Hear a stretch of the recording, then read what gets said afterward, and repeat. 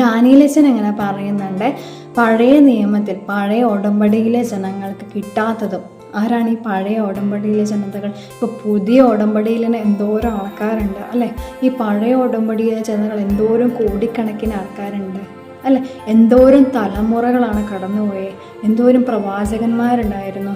അത്രയും പ്രവാചകന്മാർ എന്തോരം കൊതിച്ച് കാണും ഈശോയൊന്ന് സ്വീകരിക്കാനും ഈശോയൊന്ന് അറിയുവാനും എന്തോരം കൊതിച്ചിട്ടുണ്ടാവും.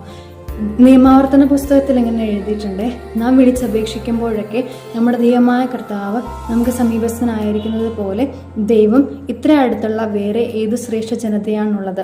മോശ സമാഗമ കൂടാരത്തിങ്കൽ ഇസ്രായേൽ ജനങ്ങൾക്ക് വേണ്ടി പ്രാർത്ഥിച്ചുകൊണ്ടിരിക്കുന്ന സമയത്ത്, ആ സമാഗമ കൂടാരത്തിൽ പ്രാർത്ഥിച്ച് തിരിച്ചു വരുന്ന സമയത്ത് മോശയുടെ മുഖം പ്രകാശിച്ചു.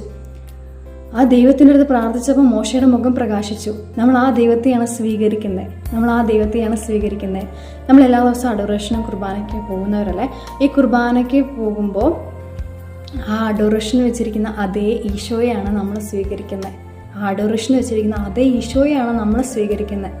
നമ്മൾ ഈ അഡോറേഷൻ ഇരിക്കുന്ന സമയത്ത് നമ്മളെല്ലാം പാട്ട് പാടാറുണ്ട്, നമ്മൾ പാട്ട് പാടി സ്തുതിക്കാറുണ്ട്, നമ്മൾ ആരാധിക്കാറുണ്ട് അല്ലേ? എല്ലാം ചെയ്യാറുണ്ട്. പക്ഷെ നമ്മൾ ഈ കുർബാന സ്വീകരിച്ച് കഴിഞ്ഞാൽ അത് നമുക്ക് ചൈതന്യമുണ്ടോ?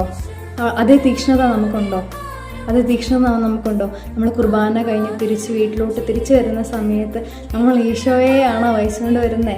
നമുക്ക് ആ ബോധ്യം നമ്മുടെ മനസ്സിലുണ്ടോ? നമ്മളെല്ലാവരും സഞ്ചരിക്കുന്ന സക്രാരിയ അല്ലേ? നമ്മൾ ഈ ആറിലേക്കൽ ഈശോ എഴുന്നള്ളിച്ച് വയ്ക്കുന്ന സമയത്ത് നമ്മൾ മുട്ടുകുത്താറുണ്ട്. അതേ ഈശോയാണെന്നേ നമ്മുടെ ഉള്ളിലോട്ട് വരുന്നത്. നമ്മളെല്ലാവരും സഞ്ചരിക്കുന്ന സക്രാരിയ. നമ്മുടെ ഉള്ളിലുള്ളവൻ ലോകത്തിലുള്ളവനേക്കാൾ ശ്രേഷ്ഠനാണ്. അപ്പോൾ എല്ലാവരും ഈശോ അനുഗ്രഹിക്കട്ടെ. Thank you.